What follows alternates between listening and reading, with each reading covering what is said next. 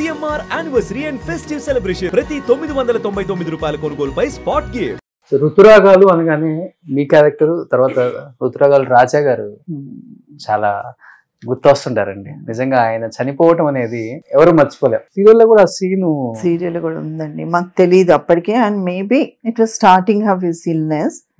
ఆ స్టోరీ పరంగా రాశారు. సీన్ కూడా చాలా బ్యూటిఫుల్ సీన్ చేసేసాము.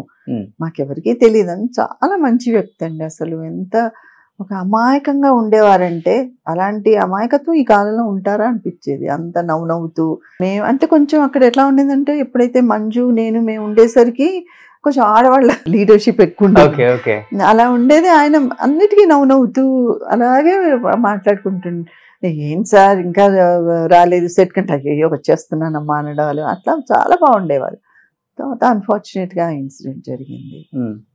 జరిగిన తర్వాత అది ఆయన అలా సీరియస్గా ఉండేది. మరి నాకు పెద్దగా తెలియదు, బట్ అది టెలికాస్ట్ కూడా అయిపోయింది. ఆయన అయిపోయిన తర్వాత ఆయన పోయారు. పోతే చాలా బాధేసింది. అసలు ఆ సీను తీయకుండా ఉండాల్సిందా అన్నంత అన్ని ఆలోచనలు వస్తాయి కదా. అవును. ఎందుకు రూపగా తర్వాత సీరియల్స్ తగ్గించుకుంటూ వచ్చారంటే టైమింగ్ మీకు ఇబ్బందికరంగా ఉందా? ఎందుకంటే సినిమాలలో అలా ఒక వెలిగి ఇక్కడ ఈ టైమింగ్స్ కి అడ్జస్ట్ అవ్వలేము, అదొకటి ఉంటుంది. రెమ్యునరేషన్ కూడా అడ్జస్ట్ అవ్వలేము, ఇంకొకటి ఉంటుంది.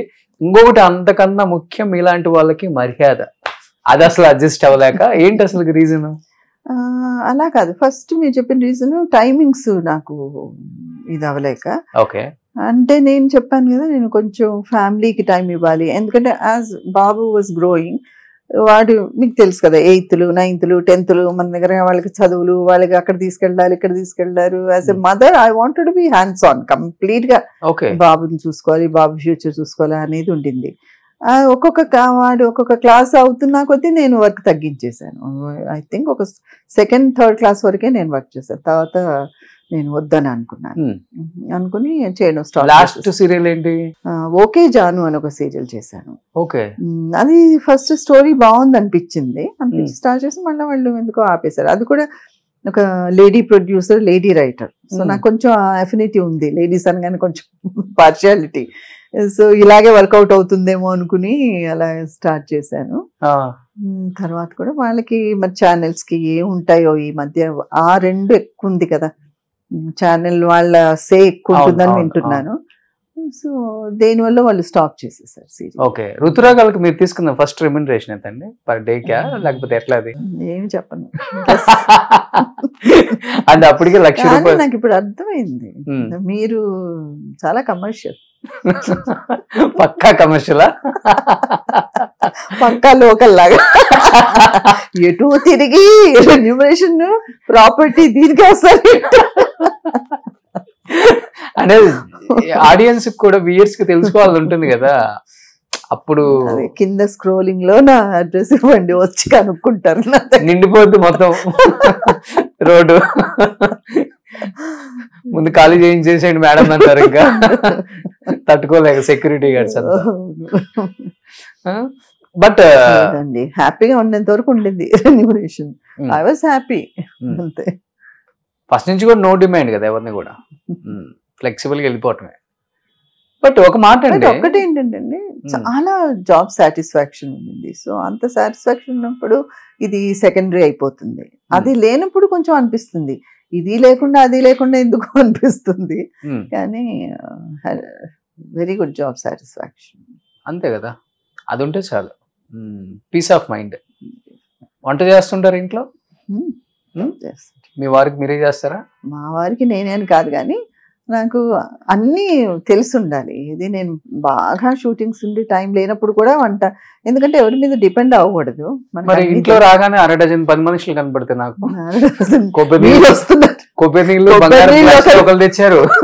మీ బంగారం గ్లాసు బంగారం గాను, బంగారం కాదురా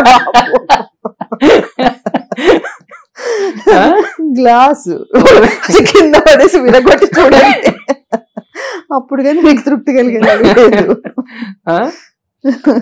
మళ్ళీ ఇంకోటి తీసుకొచ్చారు, ఇంకొక ఆయన ఇంకొకటి తీసుకొచ్చాడు, వరుసగా మీరు వస్తే మీకు తగ్గట్టుగా ఉండాలని. ఓకే, అలా అరేంజ్ చేశారు వాళ్ళకి.